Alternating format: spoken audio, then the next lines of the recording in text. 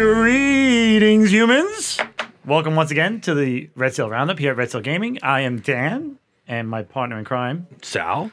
And we bring to you at this moment breaking news. Breaking news, yes. This just happened right before we started doing this podcast. We're sitting here talking. We found it on Twitter. I don't know how old it is. We found it on Twitter. I don't know if it's real. I don't know if it's fake. But Sal and I are old G fans, Godzilla fans, for those that don't know or not familiar. Sal has a picture, which we will link in the description below. Yes. Please, Phil. Thank you very much. Of what looks like a meteorite. Yeah, landing in a volcano. In an active volcano. In Indonesia. In Indonesia.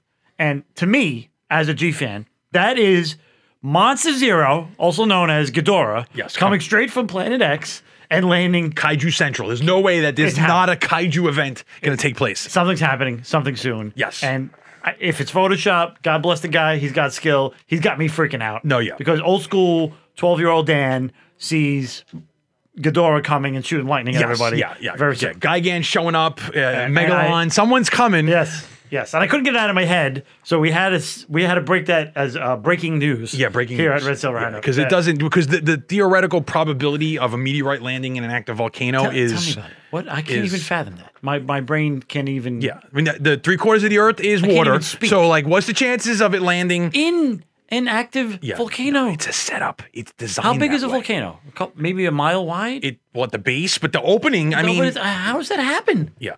It's a skyscraper. I mean, don't get me wrong. It's got to be freaking out, dude. It's a hole in one, but at the same time is... Call me crazy, Kaiju, whatever it is. Kaiju. I'm an old school Godzilla fan. The new Godzilla movies, Ghidorah looks awesome. If he comes out and starts lightning people... I hope it's Gigan. Plain and simple. I know you're a Gigan fan. All I know, we got to get on the phone with those Boston Dynamic guys, and they got to make Jet Jaguar. And they got to make it. They could do it. They could get Jet Jaguar. We need Jet Jaguar now. Do not want to see that. You have to get past your bias. No, I'm not. Of killer robots from Boston Dynamics. Those things are frightening. I don't even Jet Jaguar's head on them.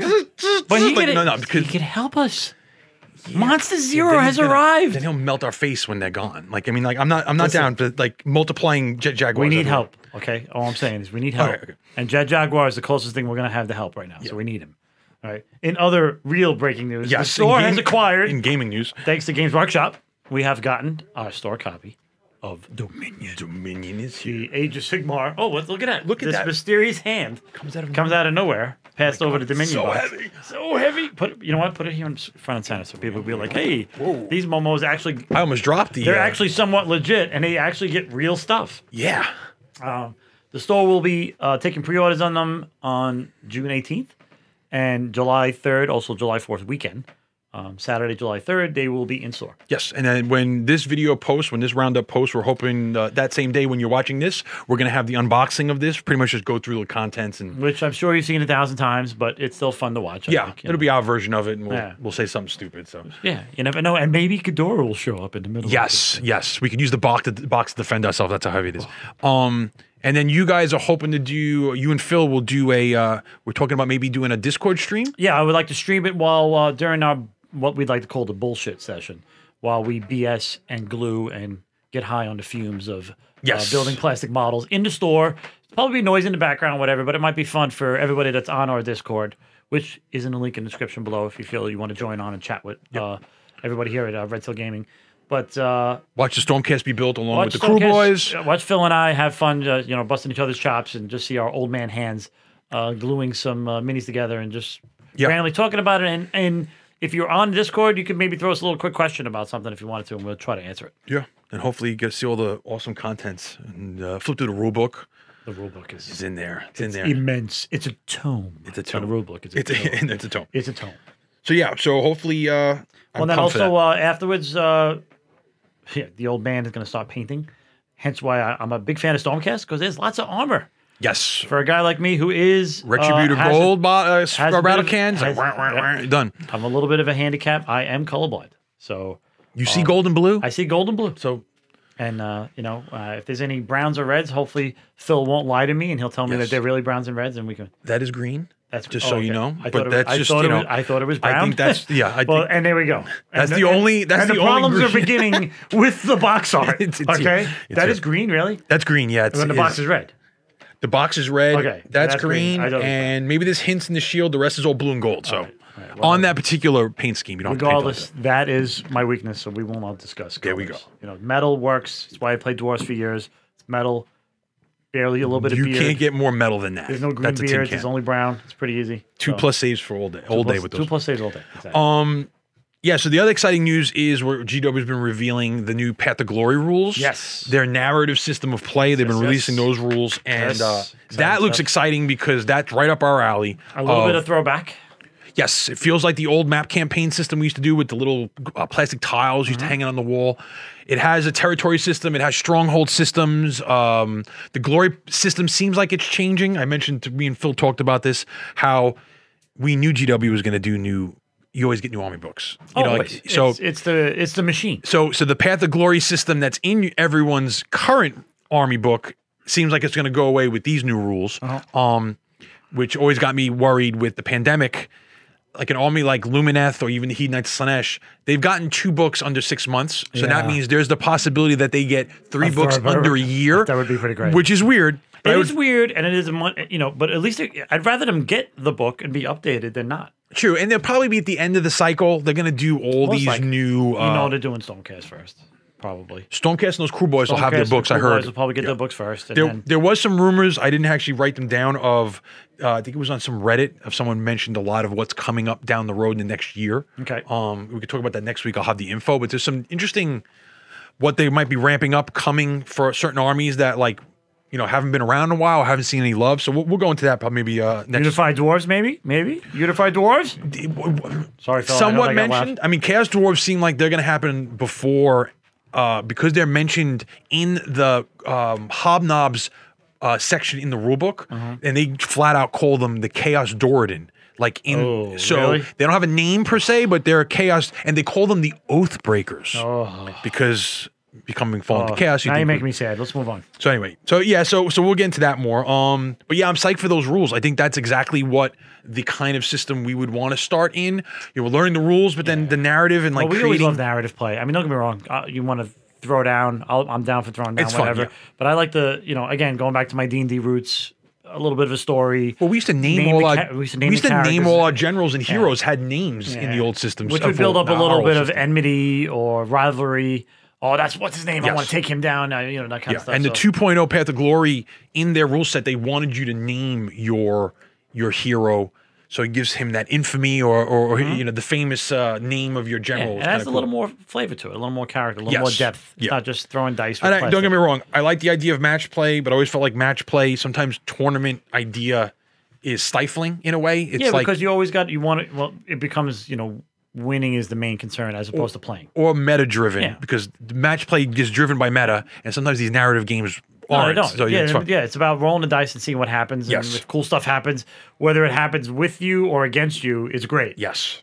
When lightning blows up in the entire table, that's always good for both sides. So it's just fun. And they did mention the new reinforcing rules was a small tidbit that was on the Warcom site, was that only battle line units in your army can be grown exponentially based on what's their starting number. So their starting number for these Vindictors are only 3. Okay. So if their battle line, you could only do them in increments of 3? Increments of 3 up to 3 times. So the most you could ever have in your army was say 9. Okay.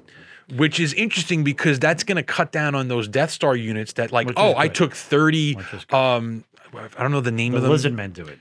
The Lizardmen or the new Daughters of Cain have the snake bow chicks. They're big, 30 mil bases. A big blob of them. They would get the max, and they would just silly. Here's 600 shots, and I mean, I know why you do it. It's the optimal. You want to win. I understand it, but it's just as a guy that likes fluff and story, I just think it's like now, mind you, those rules might change when your army book comes out, and might say if you do this, so and so unit becomes battle line, and then you might have options to change things. But a little bigger at least, but not. Just don't go back to that block. It's interesting. I think it's an interesting take on controlling certain size units, and like I said, all those things change when your books come out. That and the War Scroll battalions are all defunct, and it's only going to be the core battalions that are in here. Which is fine. I mean, we got to move on. Well, then each new book is going to come out with War Scroll battalions. New and even more exciting. But it lets them. I think it's the reset balancing of like this lets you hard reset, and now we can add stuff back to the game. Maybe learning from our mistakes. You know, well, like that's what they do, and that's awesome. That's another reason why they do a new edition every like 3 to 5 years. Yes, because they learn from their mistakes and they move on. They try something different. And you did get promos with this box, right? Yes, Keychain. we got some keychains with purchase. We got which some, is the shield of the spearman, the crew boys, shield. That shield in red, dude. Cool keychain. And then unfortunately, no Stormcast shield. I was hoping that would be. No, but they did give you sleeves for those postcards. Which is really odd, but it's the first time I've seen them. Yeah, they for the giant postcards for the. Yeah, there's artwork postcards you get. There's like a set of five of them. Mm-hmm. But if those sleeves fit your War Scroll cards, that's what they're made for. It says on the they're made for the War Scroll cards. Man, I want. That's like a weird. That's like they're not going to sell them if they're giving them for free, unless this is like. No, I'm saying, but like, why wouldn't you sell them? Like, if you had army themed sleeves for your War Scroll cards, I mean, come on, how many people buy sleeves for the Magic cards? True. And then you don't.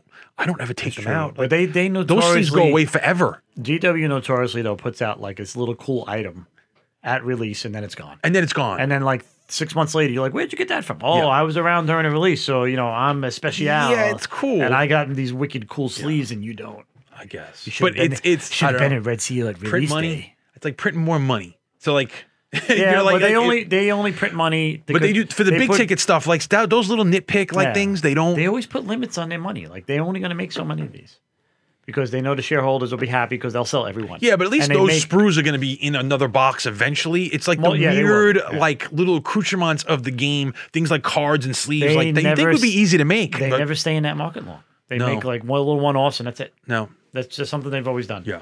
I did link in the Discord, there's a UK company that's making tokens, acrylic tokens for 3.0.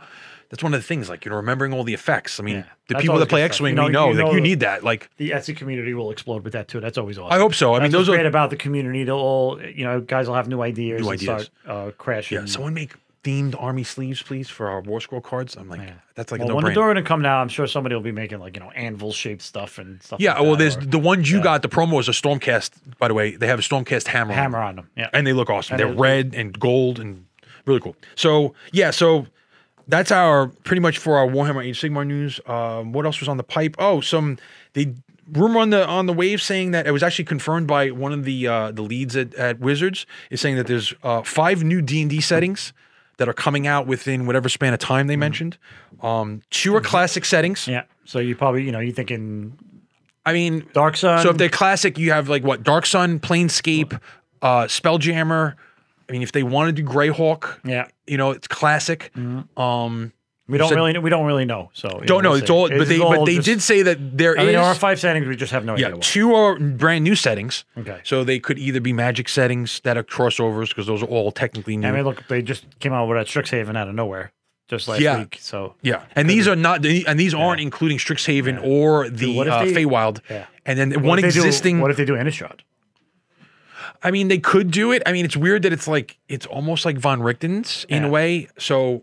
Because it's werewolves and vampires. Everybody loves werewolves and vampires. I guess if you make it, especially you want to play One Night Werewolf. So, I mean, I guess you could. I mean, they gave you vampire race in Von Richten, so cult werewolf action game, maybe. When you do the. Oh no. He knows why. That's just. Sorry, I had to throw it. Yeah, that's a whole Gen Con story of finding out what werewolf was by accident. And then so 2 classic, 2 new settings, and then 1 setting that's already been covered, and people feel like that's Eberron because they did do Eberron. It's just gonna maybe get a revamp. Mm-hmm. But 5 new D&D products in the next whatever. So I mean, I'll take it. Did they say books? Or they just said settings. Because I would love for them to make the box set for the Forgotten Realms back in the day with the books, with the map. Aside from the reprint, the special Ravenloft box that came out. With the hex overlay, so you can map out where you're going on the map. Oh, well, yeah, and just maps. Yeah. Like big fold-out maps. I used to love that. I mean, that's just classic. Yeah. I don't know if they will, but that would be amazing. Yeah. I think books are, easy to get on the shelf, easy to print, and they're... I get it. It's easier. Digital versions of these products are easier. Yeah, and I think a book, distributing, no shipping, no storage, blah blah. Yeah, and I think like box sets, you have to worry about the people that make the box, the inserts for the box. So it goes to a book company and they're done. It's a lot easier. I guess. I think though the idea of classic settings if you bring in, say, Planescape and Spelljammer, probably Planescape more, that opens up the realm of possibilities for high-level characters. Because Planescape is really for wait, you mean they can stop making their eggs and like, you know, they don't have to wait for someone to knock on the door and tell them to come out. They can actually do stuff. Is what you're telling me? Yeah, sure. I mean, like, and like they that. Don't have to wait for world-changing events. Yeah. No. Yeah. Like no massive. No, wait. Gaigan? No meteorites hitting volcanoes. Yeah. Oh, let's get the guys together. Mount Hotenau for all our Neverwinter Ari Salvatore fans. We all know what happens there. You got to get there, but you'll get there. Dude, that's an apocalypse in D&D. I mean, I just got a great idea for the Red Seal. For the company with the meteorite. I mean, we're going to do that, but we'll talk about that later. Oh you guys are fucked. Well, okay, thanks. All right, but that's amazing. Yeah, well, great. Because now when my character right now as we're speaking, so as my character sees a volcano in the distance, you're gonna know. My dwarf's going to turn around and go home. Just so you know. No, I'm kidding. But I think Planescape opens up the possibility for, you know, dealing with the stuff you don't really deal with, like the Solars and the Divas, like all those like celestial beings, infernal beings. What about going from realm to realm too?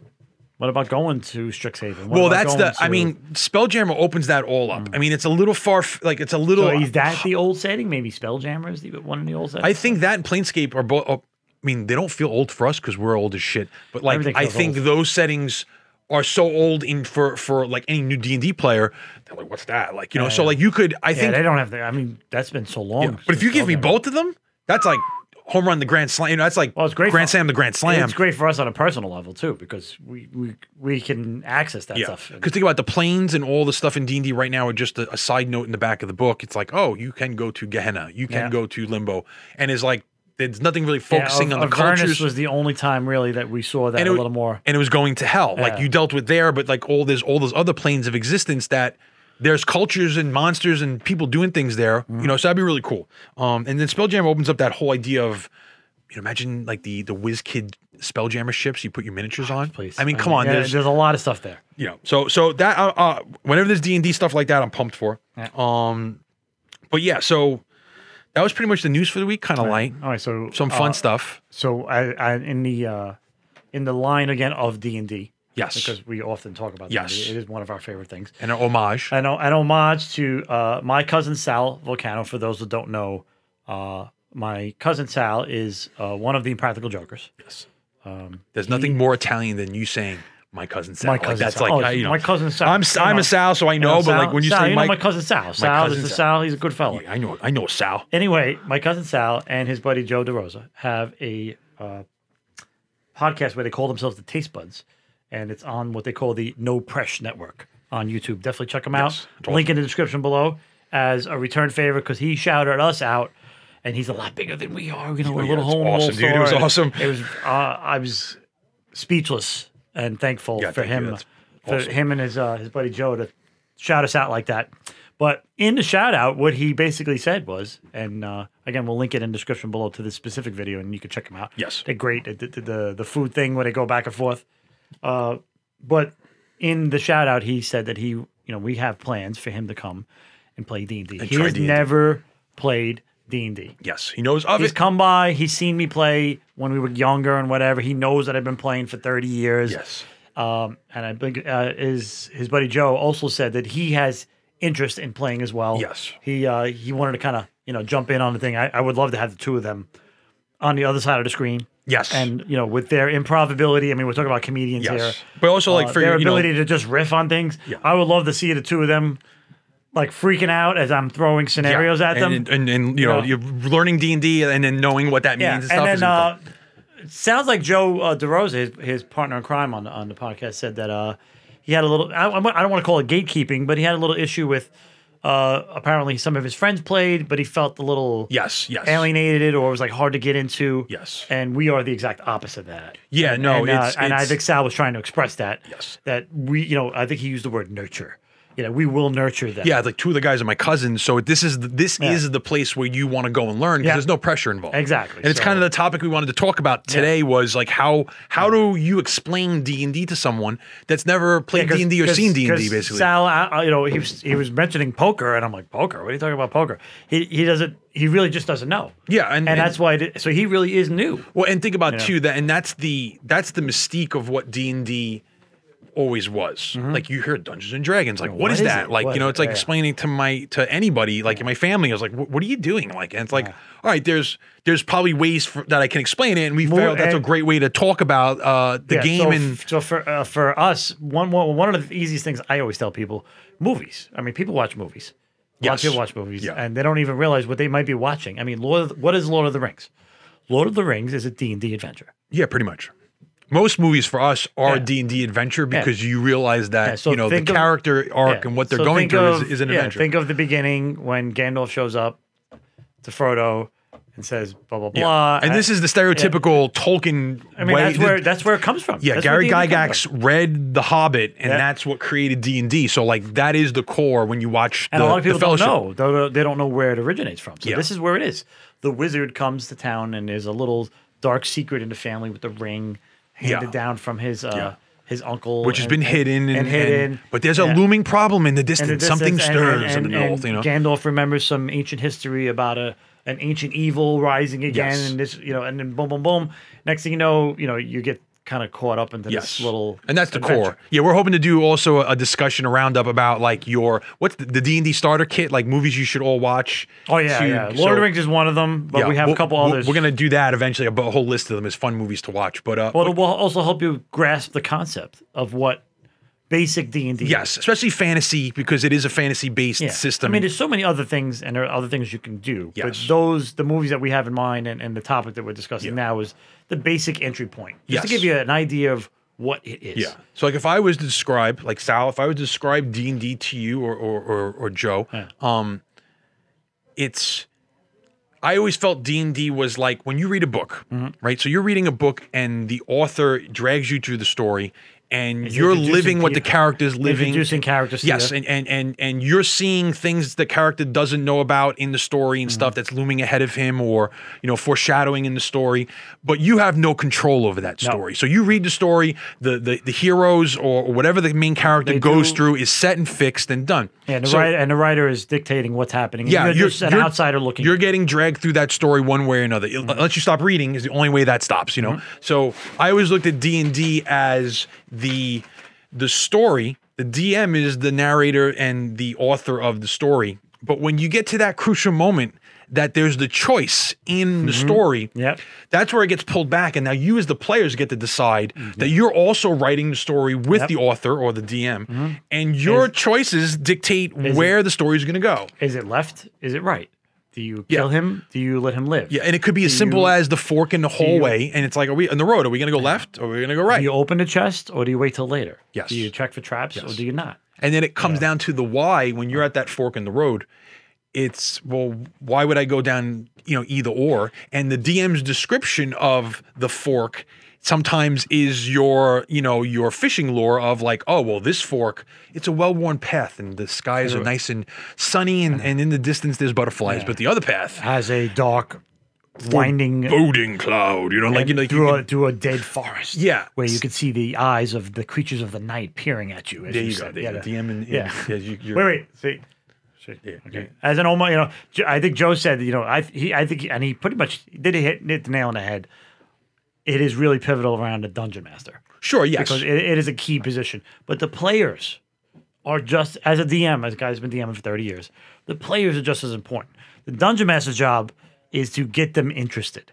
Yes. I have to tell an interesting story. They want to know what's behind the door. But you're also... Why take the sunny path, or why take the path through the creepy looking woods? Well, true, and part of the DM storytelling ability is when you are at that fork, you've already been given the reason why you've left your homes, why your character, you're looking for a character, trying to save a princess, whatever it may be, or you want to make a big bag of gold, and you guys want to just be able to eat lunch. I mean, like that's it's almost like getting a job. Adventuring is a job. It's a job to some people. In D&D, adventuring is a job. Yeah. So the DM's already given you the reasons why you would choose either path.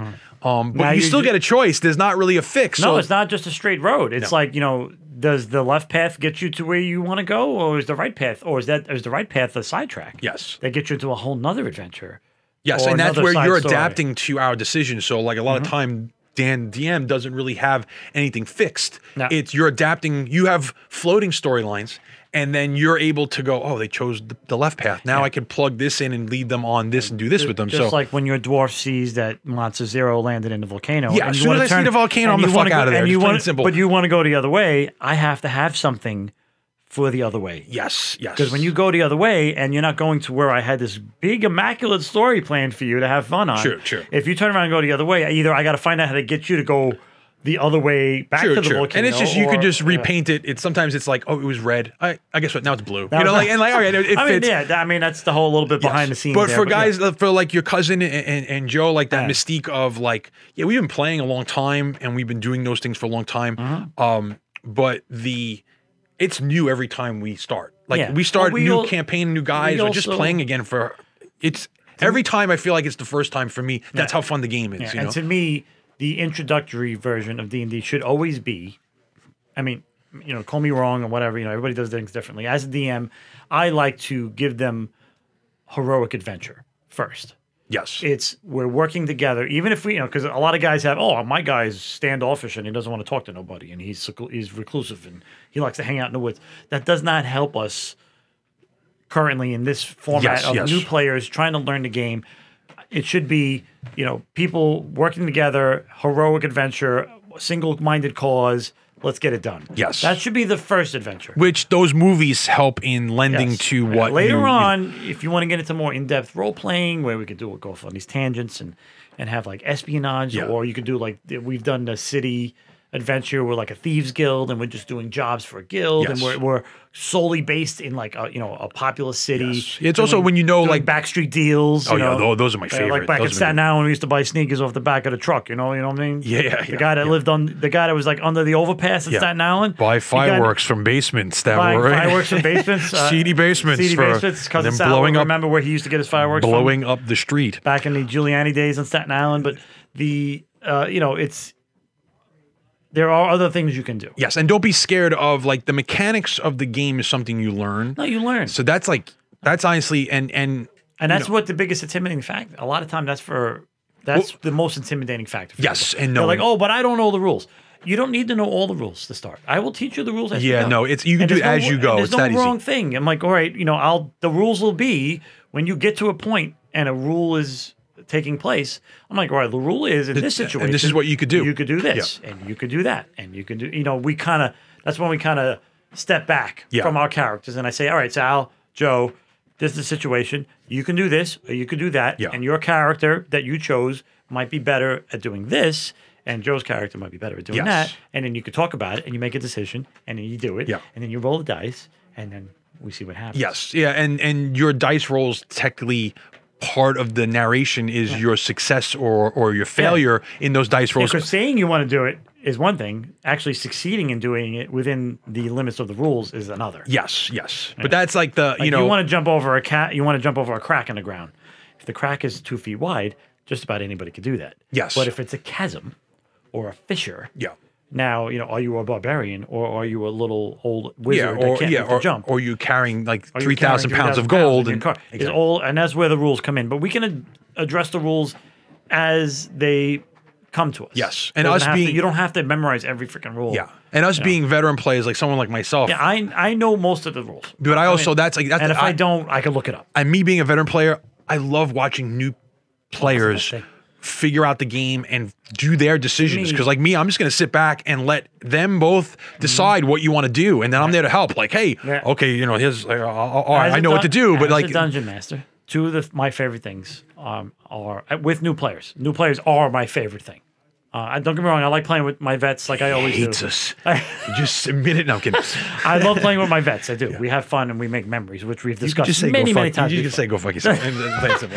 But good. I'm kidding. True. I'm kidding. That was funny. Because we're talking about Staten Island, you got to bust my balls. All right? New York is the ball busting capital of the world. This guy busts my balls every day. I'll tell you what dungeon to go to. All right, listen, Sal and Joe. And then it's Sal and Joe, right? First of all, it's my cousin Sal. We're both from Staten Island. That's gonna come out, right? But then on top of it, here it is. I'm teaching Sal and Joe. All right, boys, this is how it's gonna go. Oh my God. I mean, we can have so much fun with that. That's a whole nother animal. Yeah. And then we're gonna film the session. Hopefully, and the natural stuff that's just gonna happen with their ability to improv, their personalities. what I know of Sal, what he knows of me, and so on and so And forth. humor is a big part of D&D too, absolutely. because It's the best part of it. we have our moments of in-game humor that is those are the things you remember. So like we always talk about, you know, Mikey with the waving and the Minotaur. yeah, or just like the Beto mechanics breaking I down the don't door and really getting remember. destroyed by hydras. Yes. You know, this Kenny's head getting obliterated, and the only thing we had left was his head. Those moments of interactions or pivotal moments where you come and save the day based on a die roll are things that are remembered. and Like, wow, you remember when so-and-so rolled a 20 and blah, blah, blah. You know, like, so those are the moments that, like, if, you know, we've been playing for 30 years, I only remember those moments. Like, I don't and really new remember. players kind of let us relive those moments. Seeing their faces the first time they make a decision together, right? And then when they don't agree, you know, invariably, this guy wants to go left, this guy wants to go right. They finally make a decision, they go, and then you get the "I told you so." Yes, well, right? that's oh, fine. I should have went the other way. Well, and then they start arguing about it at the table in a friendly manner, and then in game in a friendly manner. Yes. So seeing their faces the first time they don't know the creatures too. They don't know the monsters that exist in this world. They don't know. That's actually the downside of being a vet is knowing, like, okay, I know what page that it's is a in the goblin monster again. All right, he's got one hit. He's got a half a hit die. He probably uses a spear. This, that, and everything else. I could say a creature. It's a remoraz. Oh, it's cold. It's this. It's poison. You know all that stuff. New players have no idea. Yeah, it's what fun. the hell is that? You know, I can see now. My cousin Sal. You know how many cat monsters there are, and you know my cousin's fear of cats. Oh man! If you're a fan of Sal's. Like Practical Joker show. We got to find out what bugged out Joe, by the way, too. I'm gonna have to make a call to Sal. Yeah. See what sets. Do you like spiders? Because let's see. There's a lot of those. What sets Joe off as well? Because I already know what sets Sal off. Yeah. So the first time Sal runs into a Rakshasa. Yeah, like if you don't. Sal sees a Rakshasa. Do you like squids? Because a lot of walking, like his mind. I can't wait to see him. That's cool. You know, so this that's like your brother Kenny. Every time a spider comes in, he loses his mind. I see Kenny's like, and then I throw the mini on the it's not table. even real. You know, he and just I can't. see the mini. You know, I don't know. I can't. It's just there's so much fun we can have. But yeah, I think that idea of like wanting to, how do you make it? Explain that to people of, you know, we're basically all sitting down telling a story together. That's what it is. You're guiding us more. It's community storytelling too. It's community storytelling. It's not just my story. You guys, I give you I kind of give you the setting, and then you guys kind of write the story. Yeah. You know, I mean, I add to it. Don't get me wrong, but your decisions are what's writing the story. And again, the other thing we could bring up, which we totally forgot to mention, which a lot of people probably have read and didn't realize necessarily that it was D&D, was the old school choose your own adventure books. Yeah, those are like that. That was an era of our childhood where Sal's. I mean, he's a little younger than I am. He probably has seen them. And Joe, I don't know. I actually don't know how Joe is. I'm assuming he's younger than me because I'm old as fuck. But thanks a lot, sorry, you bastard. Don't worry. Hold on. I gotta make a note of that. Smirked while 50 minus DKP. Okay, 50 fucking DKP. Anyway, we got to find their references and stuff like that. It makes it easier for them to learn stuff. Yeah. But the choose your own adventure books were something that a lot of people read and not necessarily knew that you were playing D&D by yourself. Yeah, you were playing D&D by yourself. You get to a point, you know, do you go left or do you go right? Yeah. Do you open the door or do you not open the door? Man, I used to put my fingers in that page and I like go and oh crap, it's a dead and go back. Quick, go back. I don't want to die. Yeah, oh, you are dead. Yeah, because it was that you are dead page. I'm like, fuck. I'm like, all right, I gotta go back. I choose A1, whatever. I go that way. Yeah. It's like, and you always, I mean, the first time you get through the book, it was always like that was every time I got one of those new books, which I have by the way in the store. They made new ones, which is fantastic. Yes. They made new ones. But maybe we should bring those down when we have so the guys could read them. Yeah, it'll just help them, you know, start to visualize things. It is like it's a one player D&D. It's a solo super light D&D, like, you know, and they're like teenage reads. Yeah, they're quick. So anyway, my first thing that I always wanted to do whenever I got one of those books was get through it the first time without dying. Yeah, I did that once. Yeah. I did that. I had all like, there was like 60 of them from different companies. And they weren't always Dungeons and Dragons. Other companies they made weren't them always at the time. well, back at TSR back in the day. They weren't them. always TSR. No, yeah. I have like, it was like a knight and a wizard. Yeah. Were like on every cover doing, I got to find that book. Yeah. Those were awesome. Yeah. But those were like, you know, solo D&D. That's what those were. Yeah. So it just, again, another visualization to help somebody who doesn't know what D&D is. Yes. You could read those little... Because it is a little like confusing too, like when you watch people online play D&D, when you've never played it, you're like, all right, what are these people really talking about? Like it's a hard reference to be like, I'm not really learning anything from. And then the Critical Role guys, who are fantastic. Mercer and all those voice actors. Yeah, They're that's amazing. And that's high quality. High, you know, because they're taking and they're taking their character, they're acting out. Yeah. Because when they're not in like the mechanics of the game, They're personal quality. acting They're for their acting, characters or their actors. The role in that playing sense. that they do is like it's high. Now we do voices. Like Yeah. I love doing my Scottish dwarf and like and that's like the extent of our personas. Most people don't. We just talk in your voice. Yeah, like, you don't like, have to. Yeah. You don't have to go that. That's what I'm saying. I'm trying to because that's intimidating. It's fun as it is to watch, and who doesn't love watching Critical Role? Yeah.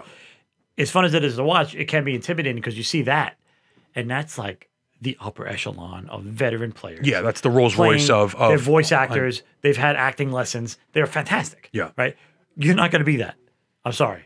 No, You know, no, you're your not first gonna time be- out. No, your accent's going to be horrible if you even do that. A lot of people are even afraid to do voices. I can't see Sal being shy, considering what he's been through his entire career. As is Joe, they go through a lot more pressure than we do than four guys at the table. But you never know. Well, yeah, there's no pressure for us because we're all just like it's like. Yeah, well, all right, we've been I'm playing having fun. again. I'm playing D&D for 30 years. I'm putting Sal in an environment and Joe in an environment they haven't been in before. It might be uncomfortable for them. Yes. And we're trying And to it seems make like they've been uncomfortable. Like the Joe like had you mentioned, stick like me- that's like he was like he used the word. It was they seemed very advanced. Yes, because that's intimidated by the rules. That's what I'm talking about. And that's what I'm talking And about. gatekeeping, like people don't make you I feel don't welcome. want to call his friends. I don't know. I doubt they were gatekeeping. They were his friends. But it's the intimidation of the rules. Yes. Like and looking at it afar. If you look at it afar, and we're also talking pre-digital era, where the DM's got 6 books open in front of him. Yeah. No, that's like me watching cricket. I watch cricket and I'm like, what the heck is going on? I run. Like, I really don't understand anything, and there's nothing to be gleaned from it by just watching. Cricket, wicket, bowler, That scares me. It scares me. Like, it's scared. So I understand that fear of, like, you look at something send like, out the first bowler. I'm gone. Yeah, no, it's weird. Yeah. It's weird. But it's only because you don't know.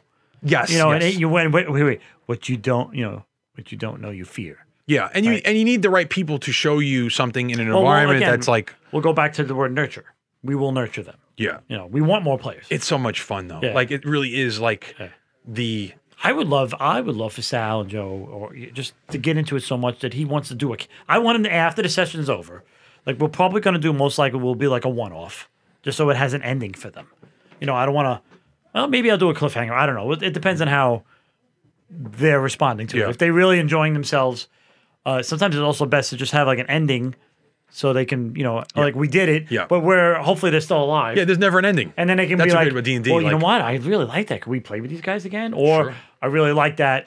Can we make new characters? Because, I want to try something else. I want to try something else. And I would love for Sal and us to get into like a full-on campaign. Yeah. I mean, that would be amazing. I know he doesn't have the time. It's kind of busy. But just on a personal side of things, I know he would love it. Yeah, it's fun. It's Dude, really. just imagine his improv ability as a player character. Oh no, that's like. I mean, he has a skill already that can be easily applied to D&D. Yeah, I mean, there's a performance skill in D&D. Oh, yeah. Like there's a skill and he's like. yeah. So He's like, maxed out. His charisma is ridiculous. My cousin Sal, he's got like 19 charisma already. Exactly. So he's ready to rock. Yeah. So he's got that already. He just doesn't have the intelligence and the wisdom of the rules, and we can help him with that. Yeah, no, it's so. And I can help anybody with that. Yeah. Don't be intimidated by the rules. They're not that hard. It really is just like anything else. No, because even when you first start, you're not really even just don't know. you're not using them all. Like it's just. No, you don't it's even just use like, them all. No, and that's what's intimidating. Because you look and you see all these people with all these books open, and they're using all this terminology. It's like Star Trek jargon, Oh no, it's if a lot. If you never When watched watch Star Trek anything, and you watch, I watch anything new. You're hearing about warp cores and warp speed and dilithium crystals, and I've been watching Warzone streams for so long, and like I'm just realizing the terminology, and I've been watching hours of it. And I'm like, oh, that's what that means. Yeah. Okay, and like it's just like I have no idea. Takes Like time. it takes time. We're doing it 30 years, 5 editions in. Yeah, but then once again, there's a reason why we've stuck with this game above any other game. Because it's that much fun. It's that much fun. Like it really. There's no way to describe anything else. We've played LAN games. We've been on computers. We've been on consoles. We've done all that stuff. And any gamer always talks about replay value. What's the replay value? Like you can buy a board game, and if you play it once or twice, it's like, oh, it was fun, but probably won't play it again for like 3 months. Yeah, I mean, any of the games you have. Oh, I yeah, mean, as perfect example. Like, I love all miniature games, X-Wing, all those games we have. I love, but there's that idea of repel. It's the same game, and it can never be the same twice. Like with D&D is like that. It's infinite possibilities. Like it's just crazy. Possibilities. And then, like I said, you can go into the weird role playing scenarios, like you're in a thieves guild, or better, you want to be all pirates? We can be all pirates. You're the bad guys. You want to be a traveling people? We can make people demons. Dude, one guy did a whole campaign. Everybody was a bard, and they're a traveling band, and they have to deal with all the issues of the world. Get the band back together, like the Beatles on tour. Yeah, no, and they adventure in they're the Beatles by day, but they're adventurers by night. Yeah, I mean, you there's can just do all kinds of. You really could do anything you want. Any tropes, any kind of like things you want to. These two look okay. Case in point, these two guys right now on this podcast that we're talking about, they take a side on food. The most recent episode where he shouted us out. Fried chicken or ribs. Fried chicken and ribs. Fried chicken salad. I'm right there. We're both with Sal. Sorry, Joe. We're fried chicken guys. Yeah. But here it is. We could do that. We could say that they're going from tavern to tavern, reviewing food. In taverns. Yeah. The medieval, the fantasy food. The fantasy critics. Yeah. They're bards that travel and looking for work in a tavern, and to get their food, they can do a stand up. Yeah. Or they critique the food there. And they write a review in the Waterdeep Chronicle or something. And when like you that. anger the tavern owner, who's like a 6-foot barbarian, half ogre, yeah, he's a half ogre barbarian, and you just pissed him off because you gave his food a bad review, and now you got problems. We got to run for our lives, and then the adventure begins. You know what I mean? So there's so many things you could do, and I just don't know. Yeah, and we got to show them. Yeah, I mean, like almost every movie that is a movie, in some way, is a D&D adventure. I mean, like what's something like random that you wouldn't even call a D&D movie? Is a D&D movie. Fast and Furious. Fast and Furious. I was just thinking Top Gun. Top Gun. You know what? There's a guy like a low level. We're talking about Tom Cruise during our podcast? Yeah. All right, let's go. Oh, boy. Those knife hands go. Run, Tommy, run. Yeah. Tommy, do you want to see Tom run? I just want to see Tom run. Yeah. That's all I want to see. But yeah, I mean, like Tom Cruise. Like he better run in the new Top Gun. Oh, I'm going to be really disappointed. That's all you got to do. If he plays volleyball, that would be. Hasn't he run in every movie? If he plays volleyball again, I'd be fine with that. But I want to see him run. You know what? I remember there was a clip of the new guys playing volleyball. I don't know if Tom's in there. He might be running somewhere. Yep. Running after a chick, running after a plane, running after a volleyball. But like every I saw movie. him on a motorcycle again. He's definitely on the motorcycle. He has to run. Was it like an old Kawasaki motorcycle or like a new motorcycle? I don't remember. I have to watch the clip. Because he still got the one, like, if he still have the same it's been in the garage for Oh my God, that would be amazing. Anyway, Top Gun's a D&D movie. Yeah, I mean, Fast and Furious is a D&D movie. Yeah, because like it's the characters they have the problem, and then how do they deal with it? Fast and Furious is actually 9 D&D movies now. Yeah, no, I mean like every movie can be. Yeah. I've actually watched bad movies on the premise that I've separated myself from the current idea of the movie and said, you know what? Maybe it's a D&D movie. It works better for me. Let's take it one more level, because some people might be like, how the hell is Top Gun or Fast and Furious a Dungeons and Dragons movie? What we're saying is it's an RPG. Yeah, well, because there are different skins you could put. Like we used to play Assassins and Super Spies. Yeah, the Palladium games was an RPG. It's a role-playing game, and you take on a role. So in Top Gun, you're taking on the role of a pilot. Yeah, that has having Maverick, troubles. And, you're Maverick, and he has. He's got his nemesis, Iceman. He started as a regular pilot, then he went to Top Gun school, but now he's got to deal with all the other Top Guns. You're taking on a role. It's acting. It's role playing. Harry Potter is, obviously it's fantasy, but that's a fantasy. Low-level wizard moving up to school and all the adventures he goes on, they don't look like it, but all those. Hopefully we'll open their eyes. And they'll enjoy the process because that could be something we could just continue doing. Imagine starting a whole new podcast with them as on our podcast. Just doing that a D&D with someone who's never played D&D like that, and like you open your eyes to it, and just that's awesome. Like plain simple, doesn't matter for what else you're doing in life. Being curious about D&D, seeing it, hopefully you love it. I'm just dying to see their improv come out on the tabletop. Yes. To a level, because they have experience in that, to see it at that level. I mean, we always, we make jokes, we act, we role play. Yeah, and there's humor inside the game. They have a different. That's a very different take on what's what they're doing. So for me, it's a challenge too to keep them interested, and yet and see how they react. And yes. Yeah, because it can D&D has its it has its own flow, like in like how stories go, and like sometimes there's high moments, sometimes there's low moments, sometimes like and then the choices they're gonna make too. I don't know what choices they're gonna make. I don't know how, because it comes down to how serious you take it too. Because if you take it seriously, because Sal can be serious, he's a million questions. Yeah, Sal's gonna be bombarding me with questions the whole time. Well, what about if I do this? What happens if I do that? What happens if I do this? You know, what's the rule for that? And that's just the way Sal is. Yes, and then sometimes and there's things that like have no questions because you can't the storyline can't divulge those yet. No, I can't tell you. You know what I mean? That's what's gonna happen. So, He's gonna lose his mind. Right? Yes. No, I can't tell you that until you do it. But your character can peel the banana peels and figure out whys as you adventure I just more. hope Do he things doesn't more. get like analysis paralysis, and just thought, well, what if we did this and what if that? What if this happens? What if that happens? Then he doesn't do anything. No, that you just gotta put your head down and go. It's like, you know, just pull through. Well, hopefully, Joe can push him. Well, and that's I'm excited just to see that after listening to them talk about, what is D&D like, and that made me think of like how do you explain that, like, and I do it often in the store. Just I think it was yesterday a customer came in and he's like, I watched Critical Role, it looked really cool. How do I play D&D?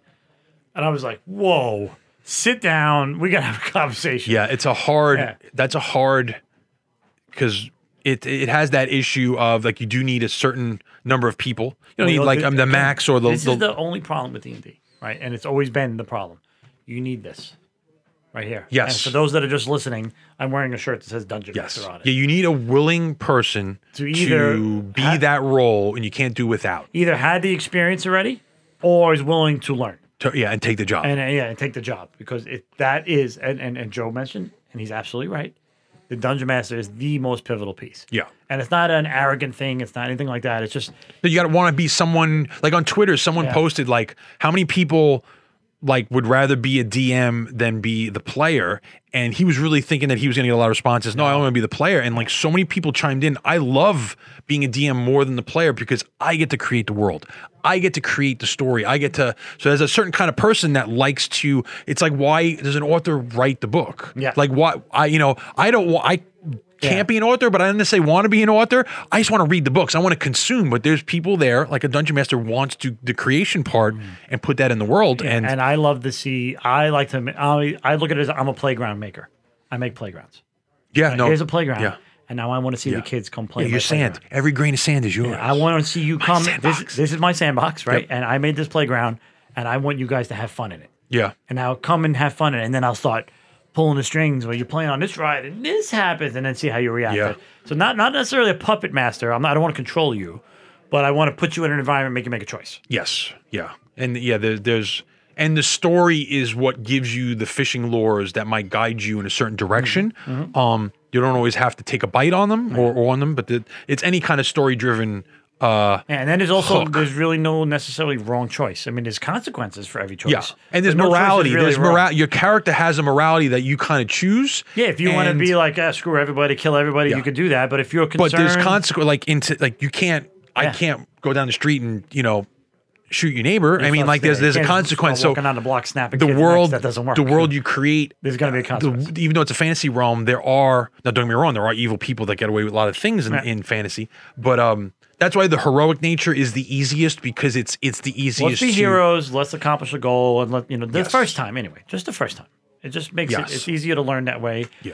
You don't want infighting with the party. You want people working together. Yeah. Because you got enough to learn already with the rules and the system. Exactly. Be cool like that. Yeah. Understand that without Aragorn, Frodo never gets anywhere. You know what I mean? Like without Gandalf, those other the story that they're trying to unravel never gets anywhere without that help, that selfishness of certain characters. Doesn't mean they can grumble and complain to each other, but Legolas and Gimli, they work together even though they're not happy about it until later they become best friends. So it is interesting. Start at level 1 and let it progress. Yes. And when you learn to elaborate on the rules and elaborate on personalities, then we can go into that kind of stuff and so on. But all right, we'll look forward to that. I don't know when that's going to happen. His schedule is absolutely crazy. Yes. I'm sure.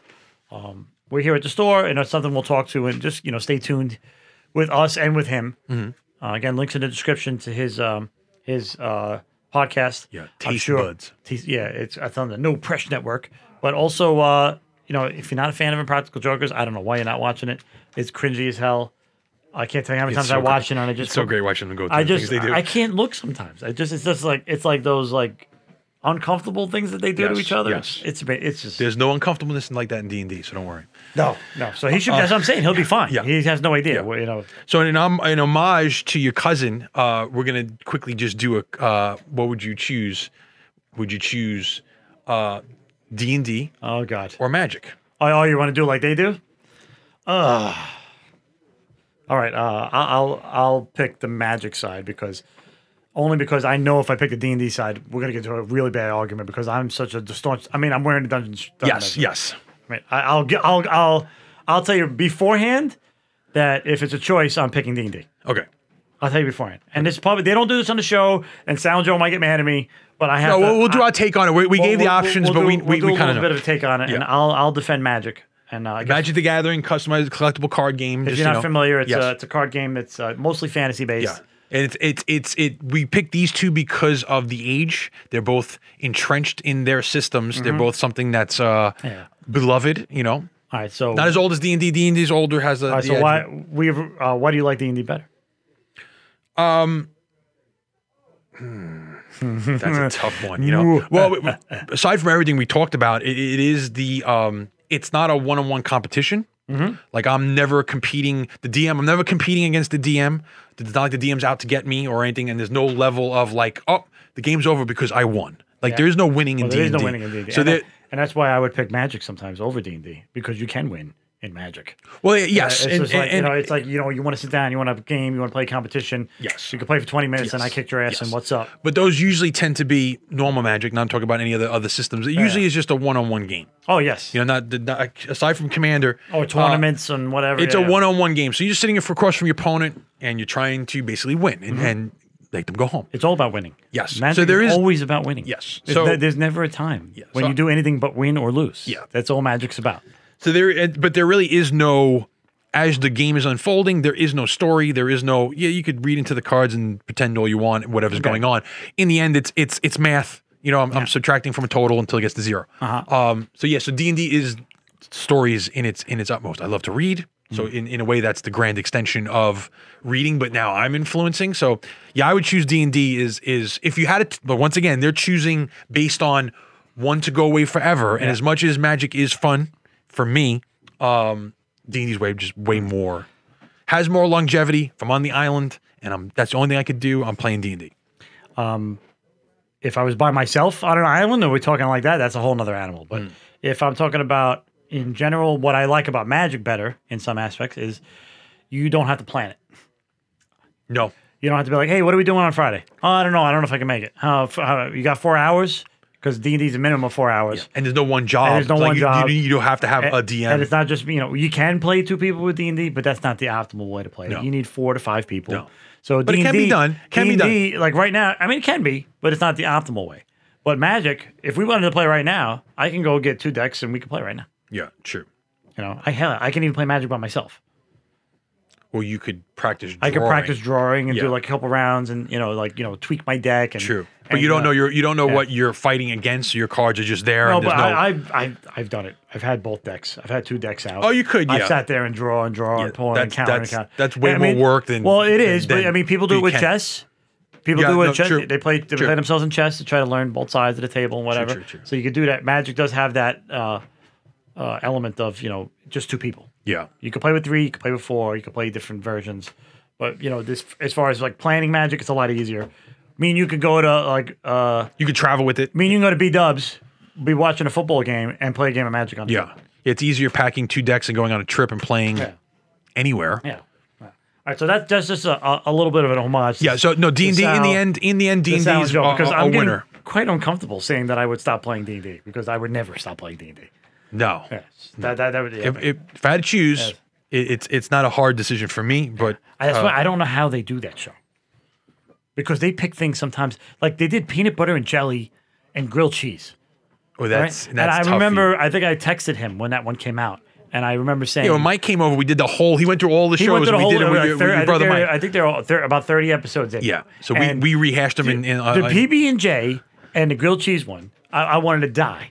Like, I don't want to live in a world where I have to only pick one. No, but you have to choose. I can't. I'm done. That's why I can't do that. I don't know how he does it. Yeah, there's I can't. My brain can't do that. Yeah, there's a logic. I guess love there's what a I love. logic.